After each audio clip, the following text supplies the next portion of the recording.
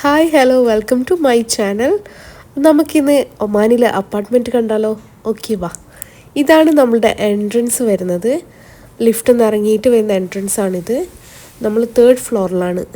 So ഇതാണ് നമ്മുടെ ഒരു small living room. Actually furnished ആയിട്ടുള്ള ഫ്ലാറ്റാണ് എടുത്തത്.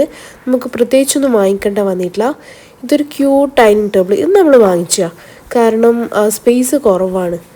അപ്പം ഇങ്ങനത്തെ ഒരു ക്യൂട്ടായിട്ടുള്ളൊന്ന് വാങ്ങിക്കാൻ വിചാരിച്ചു. ഇത് നമ്മളുടെ ബാത്റൂമാണ്. ഇത് കോമൺ ബാത്റൂമാണ്. എൻ്റെ വിനിയൻ്റെ റൂം പുറത്ത് റൂമാണ്. സോ നമ്മൾ ഈ ബാത്റൂമാണ് യൂസ് ചെയ്യാറ് ഓൾമോസ്റ്റ്. ഓക്കെ, ഇതാണ് നമ്മളുടെ നെക്സ്റ്റ് ബെഡ്റൂം വരുന്നത്. നമ്മൾ ഈ ബെഡ്റൂം എടുക്കാനുള്ള മെയിൻ റീസൺ കുറച്ച് നല്ല സ്പേസ് ഉണ്ട്. അപ്പം ബേബിക്കാണെങ്കിൽ കുറച്ചിങ്ങനെ ഓടിക്കളിക്കാനൊക്കെ കുറച്ച് സ്പേസ് ഉണ്ടാവുമല്ലോ, അതുകൊണ്ട്. നെക്സ്റ്റ് ഇതാണ് എൻ്റെ അച്ഛൻ്റെയും അമ്മേൻ്റെയും റൂം.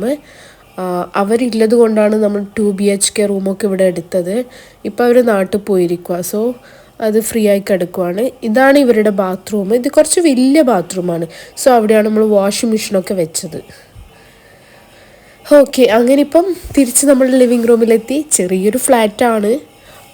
ഇവിടെ പുറത്തു നിൽക്കുന്നവർക്ക് മനസ്സിലാവും ഇത്, പക്ഷെ പുറത്തു നിൽക്കുന്നവർക്ക് ഇത് ഭയങ്കര വലിയൊരു വീട് തന്നെയാണ്.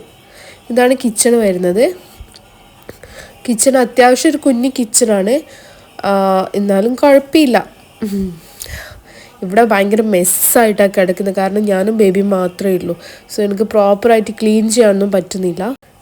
അപ്പോൾ ഇതാണ് നമ്മളുടെ റൂം വരുന്നത്. എല്ലാവർക്കും ഇഷ്ടപ്പെട്ടെന്ന് വിചാരിക്കുന്നു.